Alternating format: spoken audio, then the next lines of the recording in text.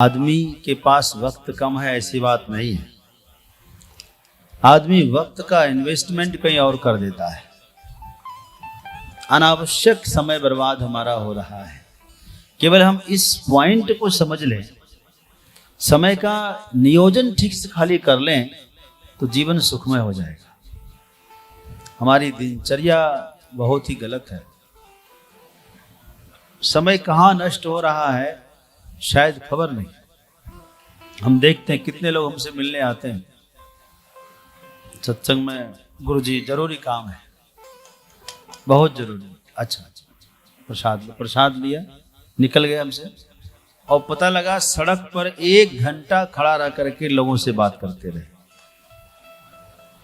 हमारे यहाँ बैठने में उसके पास समय नहीं था, लेकिन हम यहाँ से निकल गए प्रसाद लेके तो सड़क पर 1 घंटा लगाया। सोचा समय का क्या किया आपने। 2 शब्द सत्संग के सुनने के लिए वक्त कम पड़ गया, परंतु फालतू के हंसी और ठहाके लगा करके 1 घंटा सड़क पर निकाल दिया, गाड़ी के पास खड़े रहा। तो ऐसा नहीं है कि वक्त नहीं है आदमी के पास, वक्त है, लेकिन वक्त किसके लिए निकाल रहा है ये विचारणीय है? कहां लगाना है, यह यदि विचार नहीं कर पाए आप, आहा, कहते हैं देयम संगे सज्जन संगे चित्तम, देयम दीन जनाय च वित्तम। अपने चित्त को सत्संग में दीजिए। एक बात याद रखना, यदि सच्चा भरोसा आपका है विश्वनाथ पर, महाकाल पर, ओंकार, जो भी सब तो उनका ही रूप है, हमें तो कोई अंतर नहीं दिखता। किसी भी नाम से इनको पुकारो, त्रिपुरारी कहो, त्रिनेत्रधारी कहो, वृषभध्वज कहो, कोई भी नाम आपको जो अच्छा लगे आप इसका नाम लीजिए।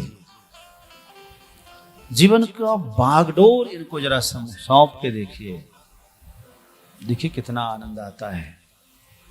जब आप कथा मंडप में आते हैं तो आप ये ना समझे कि आप अपने मर्जी से आए हैं। एक बहुत बड़ा अनुग्रह काम किया आपके पीछे, आपको चुना है महादेव ने, तब आप चल करके 4 कदम चल के पंडाल में आप आए हैं। ऐसे नहीं आते। हम कह रहे हैं कि आसपास गौली पलासिया में कितने लोग होंगे कि नहीं?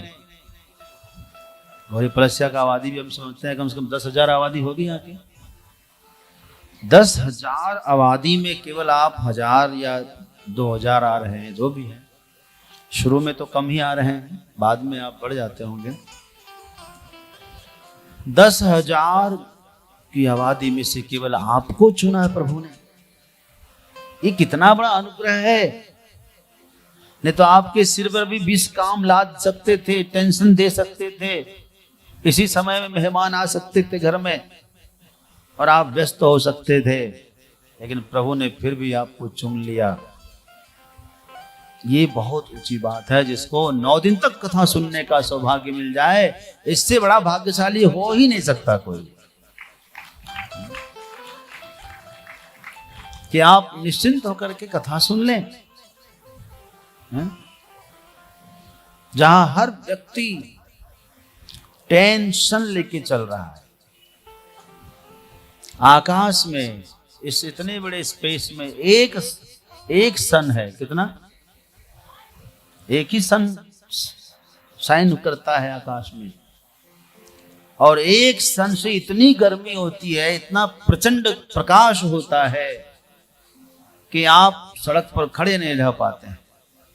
और इस छोटी सी खोपड़ी में इतना छोटा सा दिमाग, उसमें टेंशन। कितने 10 सूर्य उगाए हुए हैं। कितनी गर्मी होगी बताओ, हैं? हमको लगता है कि आपको सिर पर जल डालना चाहिए, आपका भी जलाभिषेक होना चाहिए। जो कहे हमको बड़ा टेंशन है, तो जाओ झरने में बैठ के 1-2 घंटा नहाओ। एक सूर्य उदित होता है आकाश में, कितनी गर्मी होती है। आपके सिर में तो 10 सिर, 10 सूर्य उदित है।